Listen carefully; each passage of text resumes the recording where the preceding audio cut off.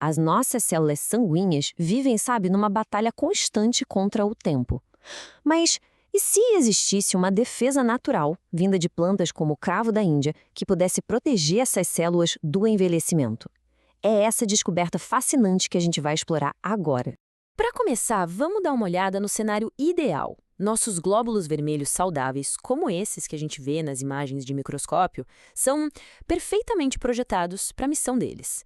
Pensem neles como uma frota de caminhões de entrega super eficientes, sabe? Com aquele formato liso, bicôncavo, que permite carregar oxigênio e passar pelos cantinhos mais apertados do nosso corpo, os capilares. Só que essa frota não dura para sempre. Com o tempo, um processo chamado estresse oxidativo começa a deixar sua marca. Aqueles caminhões que eram super eficientes começam a se deformar. Eles ficam frágeis, cheios de pontas, como a gente vê aqui.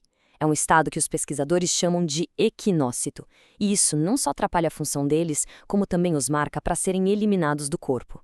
E essa deterioração toda nos leva ao nosso primeiro ponto. O problema central do envelhecimento, ou senescência, dos nossos glóbulos vermelhos. Mas por que focar justamente nos glóbulos vermelhos?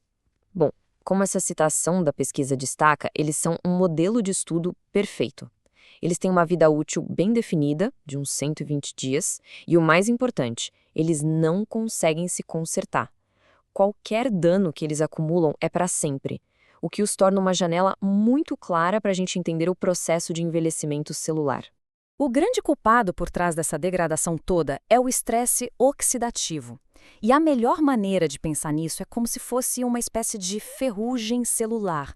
É exatamente como o metal que, quando exposto ao oxigênio e à umidade, enferruja e enfraquece, nossas células sofrem um tipo de dano parecido ao longo do tempo. Mas como exatamente essa ferrugem faz a célula entrar em colapso? O processo é, na verdade, uma cascata de eventos bem destrutivos. Então, o estresse oxidativo dá o primeiro empurrão numa cascata de destruição. Primeiro, ele meio que abre as comportas, deixando o cálcio inundar a célula. Essa entrada de cálcio ativa uma enzima chamada calpaína. Pensem na calpaína como uma tesoura molecular. Uma vez que ela está ativa, ela começa a contar a principal estrutura de suporte da célula, uma proteína chamada banda 3. A banda 3 é como se fosse a viga de aço da célula, sabe? Quando ela é cortada, a célula inteira fica frágil e aí corre o risco de desmoronar. Mas olha, a história não acaba em destruição, não. A pesquisa que a gente está analisando hoje apresenta um herói, uma solução em potencial que foi encontrada na natureza.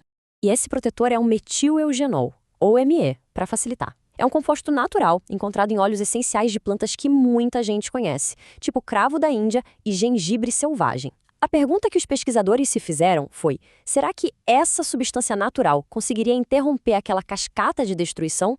Ok, com um vilão e um herói identificados, o próximo passo, claro, era colocar uma EO à prova num ambiente de laboratório, tudo bem controlado. E a evidência nesse gráfico aqui é bem clara. Os pesquisadores pegaram os glóbulos vermelhos e os expuseram a um estresse oxidativo bem forte. Como dá para ver na barra do meio, isso fez com que muitas células se rompessem, um processo que a gente chama de hemólise. Mas, olha só a barra da direita. Quando o Me foi adicionado, esse rompimento celular diminuiu drasticamente. Então, o ponto principal é este. Na concentração ideal, o metileugenol conseguiu reduzir o rompimento das células pela metade. Isso não é uma melhoriazinha qualquer, não. É uma proteção impressionante contra o tipo de dano que imita o processo de envelhecimento. E essa imagem ilustra o resultado de uma forma brilhante. À esquerda, a gente vê o que o estresse oxidativo faz. Células todas deformadas, espinhosas. Já à direita, vemos o efeito do Me. As células mantêm seu formato saudável, liso, em forma de disco, prontas para fazer o trabalho delas. A diferença visual é gritante. Ok, então tá claro que o ME protege as células, mas a pergunta de ouro é: como? A resposta revela um mecanismo surpreendentemente elegante. Este diagrama da pesquisa resume tudo de forma bem direta. O Me não tem um truque só na manga. Ele lança um ataque em duas frentes. Primeiro, ele impede que o cálcio invada a célula, o que já de cara impede que a tesoura molecular, a calpaína, seja ativada. E, ao mesmo tempo, ele age diretamente na estrutura da banda 3, reforçando ela. E aqui está um momento eureka, no nível molecular. Simulações de computador mostraram como os subprodutos do ME se encaixam perfeitamente num bolsão específico da proteína banda 3. É como colocar uma chave na fechadura, só que nesse caso, a chave adiciona força e estabilidade, protegendo a estrutura de ser cortada. Então, uma ótima maneira de resumir isso é pensar no ME como um guarda-costas de dupla ação para a célula. Ele, ao mesmo tempo, desarma a ameaça interna, a tesoura da calpaína, e reforça fisicamente as paredes, tornando a estrutura toda mais resistente ao ataque. Genial, né? Tudo isso é fascinante no nível celular, mas e as implicações no mundo real? É aqui que a pesquisa fica realmente impactante.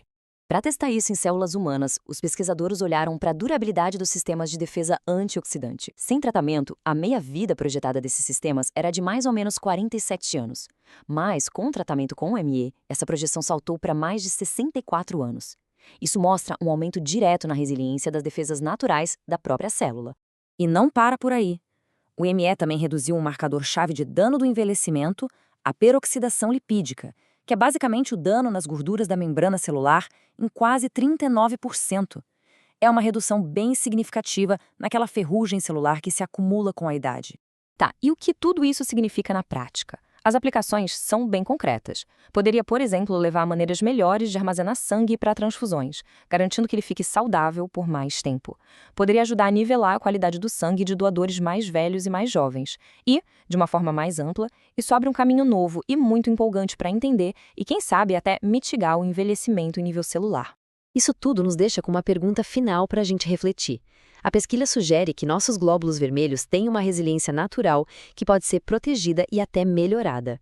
Talvez uma das chaves para um envelhecimento mais saudável não seja encontrar uma fonte mágica da juventude, mas sim aprender a proteger melhor os sistemas incríveis que a gente já tem.